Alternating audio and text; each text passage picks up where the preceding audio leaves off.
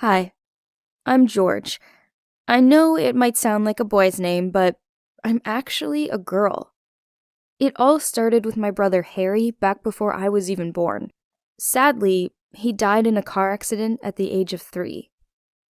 Then, 2 years after the accident, my mom fell pregnant with me. Both of my parents longed to have a little boy to fill the gap that Harry had left them with. So, when I was born a girl, I imagine my parents must have been distraught. They christened me George Harry Hastings. Thinking back on it now, I always had boys' toys like action figures and water pistols. My parents never put me in pretty dresses or skirts. In fact, in all the pictures of me as a little kid, I'm in Harry's old clothes. They also cut my hair short, like a boy's. I guess friends and family found my parents' behavior odd, as before I turned 2, we moved far away from everyone. I was homeschooled during preschool and primary school. My house was my whole world. I had pirate-themed wallpaper, even though I much preferred mermaids.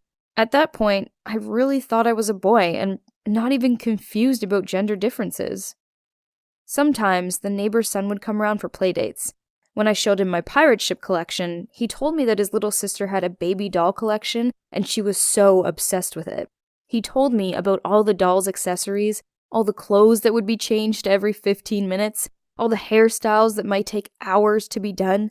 He thought girls were gross, but I was like hypnotized hearing about that. I loved everything she did more than any boring pirate ship that I got. But when I told my parents, my mom instantly got upset. My dad got seriously angry and told me that boys would never be allowed to play with stuff like that. From then on, whenever that boy came around, I had to try my best to act like I thought boys should, and told him I thought girls were gross. Mom overheard me telling him that girls stank. She gave me the biggest smile. I was pleased that I made her happy. One time, this boy and I were floating pirate ships in the bathtub when he said he needed to pee. The toilet was right beside the bathtub, so I could see him. Well, I didn't want to. It was just something out of the corner of my eye that made me notice. The way he did it was so weird. He didn't sit down, but he pulled something out of his pants. I was so confused, so I asked my dad. That was when I found out the truth. He sat me down and said, "That's how boys actually do it in that situation. You and him are different. Yes, you're a girl, so don't ever share a bathroom with anyone." He then explained that my mom found it hard to deal with my brother's death, especially as when I was born, I reminded them of Harry. So I'm basically living in the shadow of my dead brother to please their feelings. When I was 12, my parents had no choice but to send me to middle school as they didn't approve the homeschool application. The morning of my first day at school, Dad dropped me off. Before I stepped out of the car, he said, "You can't tell anyone you're a girl. Or else." I was already terrified about pretending to be a boy in front of all my new classmates without having Dad threaten me too. "I won't," I told him. "Good, George," he sighed. "Your mom needs this. She wouldn't cope with losing her son again." On my first day at school, I had no idea how my parents could fake this, but no one knew I was really a girl. Even my teacher called me her boy and gave me male school uniforms.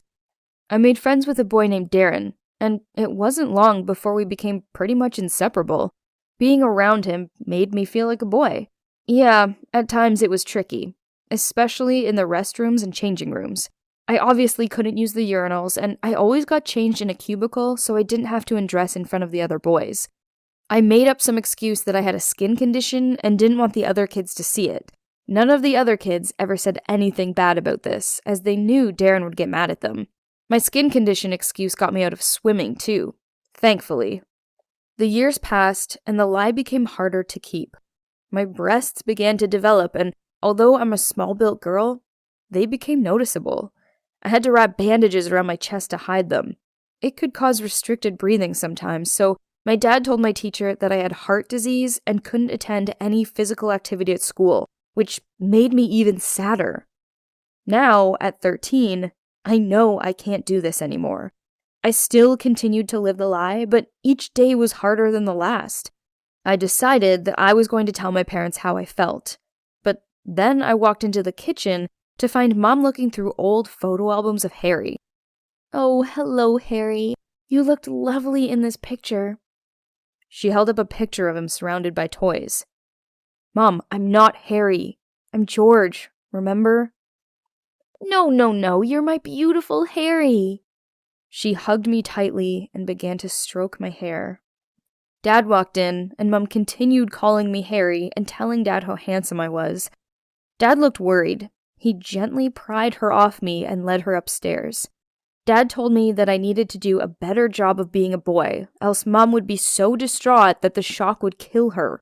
I don't think Mom's very well, and she hasn't been for a long time. All I ever wanted to do was make her happy, but pretending to be a boy when I'm a girl is making me miserable. Even worse, the more time I spend with Darren, the more I realize that I have the biggest crush on him. I think about him all the time, and I daydream about what it'd be like if he saw me as a girl and we were a proper couple. I really need your help, as I don't know what to do. I know I can't carry on like this for much longer, but I don't want my parents to hate me.